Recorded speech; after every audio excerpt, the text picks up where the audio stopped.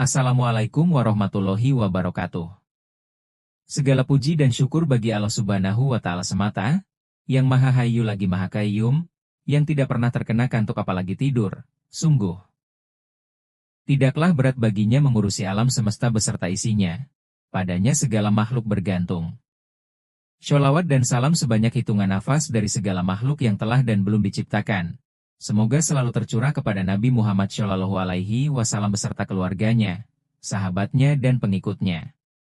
Dengan wasilah beliau semoga Allah selalu memberikan kita kemakmuran, kemuliaan, kesejahteraan, kebahagiaan dunia dan akhirat. Hai viewers, subscribers, komentator dan share band Madian Channel. Ayo kita lanjutkan video bahasan kita. Sejarah kenabian tidak pernah mendapati orang yang menjadi menantu Rasulullah sebanyak 2 kali selain Utsman bin Affan. Dia adalah Dzunurain, pemilik 2 cahaya, orang yang pernah berhijrah 2 kali sekaligus suami dari 2 putri Rasulullah Shallallahu Alaihi Wasallam. Dialah Utsman bin Affan Ra. Utsman bin Affan memiliki posisi terpandang di kalangan kaumnya pada masa jahiliyah. Ia adalah orang yang memiliki harta kekayaan yang berlimpah. Ia juga adalah orang yang rendah hati dan pemalu. Kaumnya amat mencintai dirinya, sehingga ada seorang wanita Quraisy yang sedang memomong anaknya dengan bersenandung. Aku dan Ar-Rahman, Tuhan yang penyayang, menyayangimu seperti orang Quraisy menyayangi Utsman. Begitu Islam memancarkan cahayanya di Mekah, Utsman adalah orang yang termasuk para pendahulu yang segera menyerap cahaya tersebut. Kisah keislaman Utsman bin Affan hingga sekarang masih sering dikisahkan orang. Hal itu dikarenakan saat pada masa jahiliyah ia mendengar bahwa Muhammad bin Abdullah telah menikahkan putrinya yang bernama Ruqayyah dengan sepupunya yang bernama Utbah bin Abi Lahab. Utsman merasa menyesal karena ia sudah kedahuluan. Ia merasa kesal karena tidak beruntung mendapatkan istri yang memiliki akhlak yang mulia dan berketurunan baik. Utsman pun kembali pulang ke rumah dengan perasaan kesal dan sedih. Saat pulang, ia mendapati bibinya sedang berada di rumah yang bernama Suda binti Quraizin. Suda ini adalah perempuan yang tegas, cerdas dan sudah berusia senja. Sudah berhasil menghilangkan kekesalan Utsman dengan memberitahukan kepadanya bahwa akan muncul seorang nabi yang menghancurkan penyembahan kepada berhala, dan menyeru untuk beribadah kepada Tuhan Yang Esa. Sudah menyuruh Utsman untuk mengikuti ajaran agama nabi tersebut, dan ia menjanjikan bahwa Utsman akan mendapatkan apa yang pantas. Maka aku segera memikirkan apa yang baru saja dikatakan oleh bibiku tadi. Aku pun segera menemui Abu Bakar dan aku ceritakan kepadanya apa yang telah diberitahukan bibi kepadaku. Abu Bakar berkata, "Demi Allah, bibimu telah berkata benar atas apa yang ia sampaikan kepadamu dan dengan kebaikan yang ia janjikan untukmu, ya Utsman. Engkau pun adalah seorang yang bijak dan tegas yang mampu membedakan kebenaran dan tidak ada kebatilan yang samar bagi dirimu." Kemudian Abu Bakar berkata kepadaku, "Apakah makna dari berhala yang disembah oleh kaum kita ini? Bukankah berhala ini terbuat dari batu yang tuli? Tidak bisa mendengar dan melihat?" Aku menjawab, "Benar." Abu Bakar berkata, "Apa yang telah dikatakan oleh bibimu telah terbukti, ya Utsman. Allah Subhanahu wa Ta'ala telah mengirimkan Rasul-Nya yang dinanti-nanti. Ia mengutusnya untuk semua orang dengan membawa agama petunjuk dan kebenaran." Aku bertanya, "Siapakah dia?" Abu Bakar menjawab, "Dialah Muhammad bin Abdullah bin Abdul Muthalib." Aku bertanya keheranan, "Muhammad Asy-Syadiq Al-Amin, orang yang terkenal jujur dan terpercaya, itu?" Abu Bakar menjawab, "Benar. Dialah orangnya." Aku bertanya kepada Abu Bakar, "Apakah engkau mau menemaniku untuk menemuinya?" Abu Bakar menjawab, "Baiklah." Maka kami pun berangkat untuk menemui Nabi Shallallahu Alaihi Wasallam. Begitu beliau melihatku, beliau langsung bersabda, "Ya Utsman, sambutlah seruan orang yang mengajak ke jalan Allah. Sebab aku adalah utusan Allah kepada kalian secara khusus, dan kepada semua makhluk Allah secara umum." Utsman berkata, "Demi Allah, begitu aku melihat beliau dan mendengarkan sabdanya, maka aku langsung merasa nyaman dan aku percaya akan kerasulannya. Kemudian aku pun langsung bersaksi bahwa tiada Tuhan selain Allah dan bahwa Muhammad adalah hambanya dan Rasul-Nya." Hingga hari itu tidak ada satupun orang yang berasal dari kaumnya yang mau beriman kepada Rasulullah Shallallahu Alaihi Wasallam yang menyatakan permusuhan kepada Nabi Shallallahu Alaihi Wasallam selain pamannya yang bernama Abu Lahab. Abu Lahab dan istrinya yang bernama Ummu Jamil adalah orang dari suku Quraisy yang paling keras melakukan perlawanan dan makar terhadap diri Nabi Shallallahu Alaihi Wasallam. Maka Allah Subhanahu wa Ta'ala menurunkan sebuah surat tentang diri Abu Lahab dan istrinya. Binasalah kedua tangan Abu Lahab dan sesungguhnya dia akan binasa, tidaklah berfaedah kepadanya harta bendanya dan apa yang ia usahakan. Kelak dia akan masuk ke dalam api yang bergejolak. Dan, begitu pula, istrinya, pembawa kayu bakar. Yang di lehernya ada tali dari sabut. Quran Surat Al-Lahab, 111, 15. Kebencian Abu Lahab kepada Rasulullah Shallallahu Alaihi Wasallam semakin menjadi. Demikian juga kedengkian istrinya.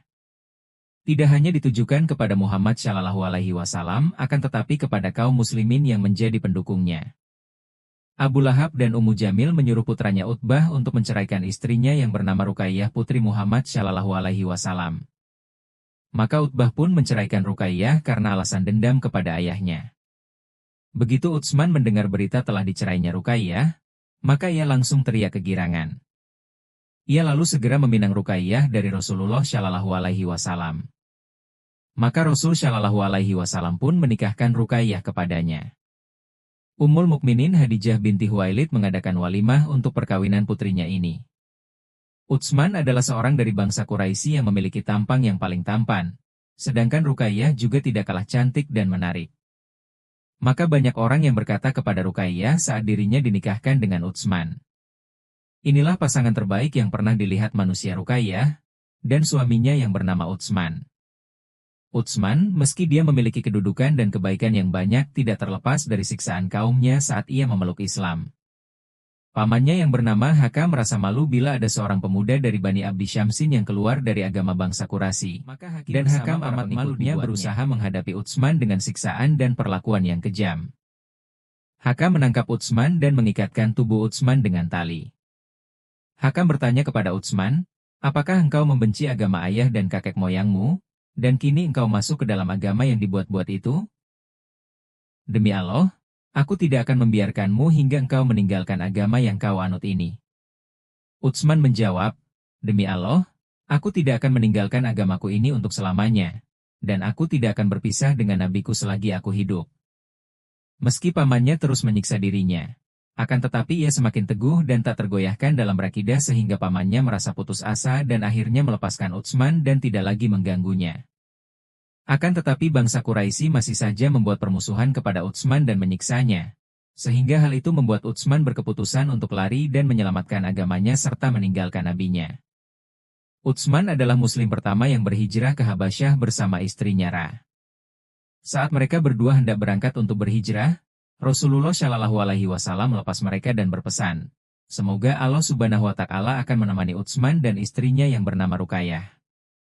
Semoga Allah Subhanahu wa Ta'ala akan menemani Utsman dan istrinya yang bernama Ruqayyah. Utsman adalah orang pertama yang berhijrah bersama keluarganya setelah Nabi Allah Lut'as. Utsman bersama istrinya tidak tinggal lama di Habasyah seperti para muhajirin lainnya.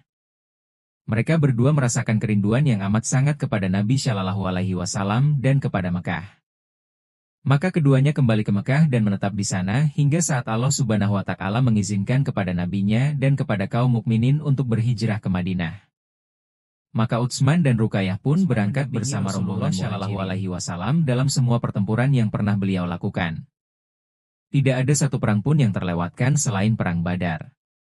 Dia tidak turut serta dalam perang ini karena harus merawat istrinya yang bernama Ruqayyah sebab sakit. Saat Rasulullah Shallallahu Alaihi Wasallam kembali dari Badar, dan beliau mendapati Ruqayyah telah kembali ke pangkuan Allah, maka Rasul Shallallahu Alaihi Wasallam menjadi amat sedih. Rasul Shallallahu Alaihi Wasallam berbagi kesedihan dengan Utsman atas musibah yang terjadi. Maka Rasul Shallallahu Alaihi Wasallam memasukkan Utsman ke dalam golongan ahli Badar, dan mendapatkan jatah ghanimah. Kemudian Rasulullah Shallallahu Alaihi Wasallam menikahkan Utsman dengan putri kedua Rasulullah Shallallahu Alaihi Wasallam yang bernama Ummu Kultsum. Oleh karenanya, manusia memanggil Utsman dengan sebutan Dzunuraini, orang yang memiliki dua cahaya, Pernikahan Utsman yang kedua kalinya dengan putri Nabi Shallallahu Alaihi Wasallam adalah sebuah keutamaan yang tidak didapatkan pria lain selain dirinya. Hal itu dikarenakan, belum pernah terjadi sebelumnya ada orang yang menjadi menantu Nabi sebanyak 2 kali selain Utsman bin Affan Ra. Keislaman Utsman Ra adalah salah satu nikmat terbesar yang Allah Subhanahu wa Ta'ala anugerahkan kepada kaum muslimin dan kepada Islam. Tidak ada kesulitan yang dirasakan oleh kaum muslimin, maka Utsman akan menjadi orang yang akan segera membantu kesulitan mereka. Tidak ada satu musibah pun yang menimpa Islam, kecuali Utsman akan menjadi orang terdepan yang akan mengurangi beban yang diderita Islam. Salah satunya adalah saat Rasulullah Shallallahu Alaihi Wasallam hendak melakukan perang Tabuk. Pada saat itu Rasulullah Shallallahu Alaihi Wasallam amat membutuhkan bantuan finansial sebagaimana beliau juga membutuhkan orang-orang yang akan menjadi prajurit dalam perang ini. Sementara pasukan Romawi memiliki prajurit yang banyak, logistik yang memadai dan mereka bertempur di negerinya sendiri. Sedangkan kaum muslimin, mereka akan melalui perjalanan yang panjang dengan bekal yang sedikit dan kendaraan yang muslimin juga sedang mengalami masa paceklik, yang jarang terjadi hal seperti ini di Jazirah Arab. Dengan terpaksa maka Rasulullah Shallallahu Alaihi Wasallam menolak banyak orang yang hendak melakukan jihad dan melarang mereka untuk mencari syahadah, mati di jalan Allah, sebab mereka tidak memiliki kendaraan yang dapat membawa mereka ke sana. Maka orang-orang tadi kembali pulang ke tempat masing-masing dengan mata yang berlinang. Pada saat itulah Rasulullah Shallallahu Alaihi Wasallam naik ke atas mimbar. Beliau memuji Allah Subhanahu wa Ta'ala, kemudian beliau menganjurkan umat Islam untuk mengerahkan segala kemampuan mereka dan menjanjikan mereka dengan balasan yang besar. Serta-merta Utsman berdiri dan berkata, "Aku akan memberikan 100 unta lengkap dengan bekalnya, ya Rasulullah." Kemudian Rasulullah Shallallahu Alaihi Wasallam turun satu anak tangga dari mimbarnya dan beliau terus menganjurkan umat Islam untuk mengerahkan apa yang mereka punya. Maka untuk kedua kalinya Utsman berdiri dan berkata, "Aku akan memberikan 100 unta lagi lengkap dengan bekalnya, ya Rasulullah." Wajah Rasul Shallallahu Alaihi Wasallam menjadi cerah, kemudian beliau turun satu anak tangga lagi dari mimbar dan beliau masih saja menyerukan umat Islam untuk mengerahkan segala yang mereka miliki. Utsman untuk ketiga kalinya berdiri dan berkata, "Aku akan memberikan 100 unta lagi lengkap dengan bekalnya, ya Rasulullah." Pada saat itu Rasulullah Shallallahu Alaihi Wasallam mengarahkan tangannya ke arah Utsman pertanda beliau senang dengan apa yang telah dilakukan Utsman Ra. Beliau pun bersabda, "Utsman setelah hari ini tidak akan pernah kesulitan. Utsman setelah hari ini tidak akan pernah kesulitan." Belum lagi Rasulullah Shallallahu Alaihi Wasallam turun dari mimbarnya. Namun Utsman sudah berlari pulang ke rumah. Ia segera mengirimkan semua unta yang ia janjikan dan disertai dengan diserahkan ke pangkuan Rasulullah Shallallahu Alaihi Wasallam. Beliau lalu membolak-balikan uang dinar tersebut seraya bersabda, "Semoga Allah Subhanahu wa Ta'ala akan mengampunimu, ya Utsman atas sedekah yang kau berikan secara terang-terangan maupun sembunyi. Semoga Allah juga akan mengampuni segala sesuatu yang ada pada dirimu, dan apa yang telah ia ciptakan hingga terjadinya hari kiamat." Pada saat kekhalifahan Umar Al-Faruq Ra, saat itu manusia sedang menderita tahun paceklik yang mengakibatkan banyak sawah ladang serta hewan yang menjadi korbannya. Sehingga tahun tersebut dikenang dengan sebutan tahun Ramadah, debu, karena parahnya paceklik yang terjadi. Kesulitan yang dirasakan oleh manusia di Madinah terus semakin mengganas sehingga banyak nyawa manusia yang terancam. Suatu pagi para penduduk datang menghadap Khalifah Umar dan berkata, "Wahai Khalifah Rasulullah, langit sudah lama tidak menurunkan hujan, dan bumi sudah tidak menumbuhkan pepohonan. Banyak nyawa manusia yang terancam. Apa yang mesti kita lakukan?" Dengan tatapan penuh kegelisahan Umar melihat wajah mereka dan berkata, "Bersabarlah dan berharap pahalalah kalian kepada Allah. Aku amat berharap semoga Allah Subhanahu wa Ta'ala akan memudahkan kesulitan kalian pada petang ini." Pada penghujung hari, terdengar kabar bahwa kafilah Utsman bin Affan telah datang dari Syam, dan rombongan tersebut akan tiba di Madinah pada pagi hari. Begitu sholat fajar usai dilaksanakan, maka semua orang berbondong-bondong menyambut kedatangan kafilah ini. Para pedagang yang menyambut kedatangan kafilah ini mendapati bahwa rombongan Utsman terdiri dari 1000 unta yang syarat dipenuhi dengan gandum, minyak dan anggur kering. Kafilah unta tersebut berhenti di depan pintu rumah Utsman bin Affan Ra. Para budak segera menurunkan muatan dari punggung unta. Para pedagang pun segera menemui Utsman dan berkata kepadanya, "Jualah kepada kami segala yang kau bawa, Ya Abu Amr, panggilan Utsman. Aku akan menjualnya dengan senang hati kepada kalian, akan tetapi berapa harga yang hendak kalian tawarkan kepadaku? Mereka menjawab, setiap dirham yang kau bayarkan akan kami ganti dengan 2 dirham. Utsman menjawab, aku akan mendapatkan lebih dari itu. Maka para pedagang pun menambahkan lagi harga tawaran mereka. Utsman lalu berkata, aku akan mendapatkan lebih dari harga yang telah kalian tambahkan. Para pedagang pun menambahkan lagi harga tawaran mereka. Namun Utsman tetap berkata, aku akan mendapatkan lebih dari ini. Para pedagang tadi berkata, wahai Abu Amr, tidak ada para pedagang lain di Madinah selain kami. Juga tidak ada seorang pun yang mendahului kami datang ke tempat ini. Lalu siapa yang telah memberikan tawaran kepadamu melebihi harga yang kami tawarkan? Utsman menjawab, Allah Subhanahu wa Ta'ala akan memberikan 10 kali lipat dari setiap dirham yang aku bayarkan. Apakah kalian dapat membayar lebih dari ini? Para pedagang itu menjawab, kami tidak sanggup untuk membayarnya, wahai Abu Amr. Utsman langsung berseru, aku bersaksi kepada Allah bahwa aku akan menjadikan semua barang bawaan yang dibawa oleh kafilah ini sebagai sedekah kepada para fukara kaum muslimin. Aku tidak pernah berharap 1 dirham ataupun 1 dinar sebagai gantinya. Aku hanya berharap keridhaan dan balasan dari Allah Subhanahu wa Ta'ala. Saat kekhalifahan berpindah ke tangan Utsman bin Affan, Allah Subhanahu wa Ta'ala berkenan menaklukkan pada masa Utsman daerah Armenia dan Kaukasus.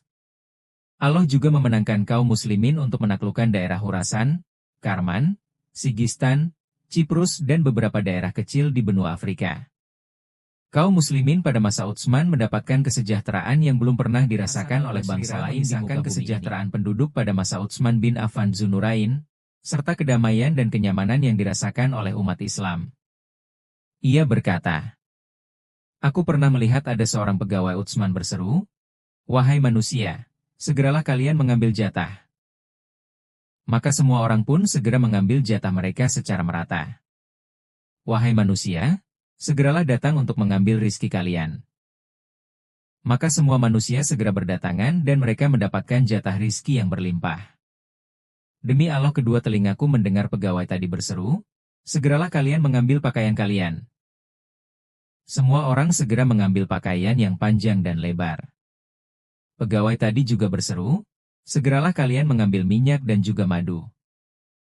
Semua itu tidak mengherankan karena harta pada masa Utsman terus-menerus berdatangan dan berlimpah. Hubungan antara sesama muslim menjadi nyaman. Tidak ada di muka bumi seorang mukmin yang merasa khawatir terhadap seorang mukmin yang lain. Yang ada adalah seorang muslim yang menyayangi, mencintai dan membantu muslim lainnya. Akan tetapi ada sebagian orang yang bila sudah merasa kenyang maka mereka akan kelewat batas. Jika mereka mendapatkan nikmat Allah, maka mereka akan menjadi kufur. Maka sebagian orang tadi malah melemparkan cacian kepada Utsman tentang berbagai permasalahan, yang bila permasalahan tersebut dilakukan oleh orang selain Utsman maka mereka tidak akan mencacinya. Mereka tidak hanya mencaci Utsman. Kalau saja mereka berhenti mencaci Utsman, maka keadaan akan bertambah tenang. Akan tetapi setan terus meniupkan api permusuhan dan kejahatan pada diri orang-orang tadi. Sehingga ada sekelompok orang yang berjumlah banyak dari berbagai suku berbeda berkumpul di sekeliling rumah Utsman selama 40 malam. Mereka menghalangi penduduk rumah Utsman untuk mendapatkan air bahwa bersih. Utsmanlah orang yang pernah membeli sumur rumah dengan hartanya agar pada penduduk dan orang yang melancong ke Madinah Al-Munawwarah tidak kehausan. Padahal sebelumnya, penduduk Madinah tidak memiliki sumber air jernih yang dapat mereka minum. Mereka juga menghalangi Utsman untuk melakukan sholat berjamaah di Masjid Rasulullah Shallallahu Alaihi Wasallam. Orang-orang tersebut telah tertutup matanya untuk mengetahui bahwa Utsmanlah yang pernah memperluas Masjid Nabawi dengan hartanya sendiri, agar kaum muslimin merasa lapang dan nyaman berada di dalamnya. Saat kesulitan ini semakin menghebat menimpa diri Utsman, maka sekitar 700 orang dari kalangan sahabat dan anak-anak mereka segera berusaha melindungi Utsman. Di antara mereka adalah Abdullah bin Umar bin Khattab, Abdullah bin Zubair al-Awwam, Al-Hasan dan Al-Husain kedua putra Ali bin Abi Thalib, Abu Hurairah dan banyak lagi. Akan tetapi Utsman bin Affan lebih memilih dirinya yang akan menjadi korban daripada banyak nyawa kaum muslimin yang akan menjadi korban hanya demi melindungi dirinya saja. Ia juga memilih untuk meregang nyawa daripada kaum muslimin lain yang akan menjadi korban pembunuhan. Utsman berpesan kepada orang-orang yang hendak melindunginya agar ia dibiarkan sesuai kehendak Allah Subhanahu wa Ta'ala saja. Utsman berkata kepada mereka, "Aku berjanji kepada orang yang memiliki tanggung jawab kepadaku agar mereka menahan diri dan tangannya." Ia juga berkata kepada para budaknya, "Siapa yang mengembalikan pedang ke sarungnya, maka ia akan merdeka."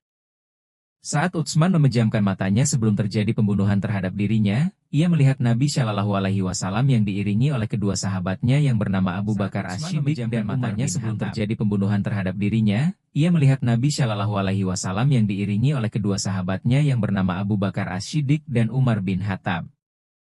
Utsman mendengar Rasulullah Shallallahu Alaihi Wasallam bersabda kepadanya, "Segeralah menyusul kami, ya Utsman." Maka Utsman merasa yakin bahwa ia akan segera berjumpa dengan Tuhannya dan Nabinya. Pagi itu Utsman bin Affan berpuasa. Ia meminta untuk dibawakan celana panjang dan kemudian ia mengenakannya karena ia merasa khawatir bahwa auratnya dapat tersingkap jika ia dibunuh oleh orang-orang durjana tadi. Pada hari Jumat 18 Zulhijjah, terbunuhlah seorang hamba yang rajin beribadah dan berzuhud. Orang yang suka berpuasa dan melakukan qiyamul lail. Orang yang berhasil menyatukan mushaf Al-Quran 174. Menantu Rasulullah Shallallahu Alaihi Wasallam. Ia berpulang ke pangkuan Tuhan saat ia sedang kehausan karena berpuasa, sementara kitabullah terbentang di antara kedua tangannya.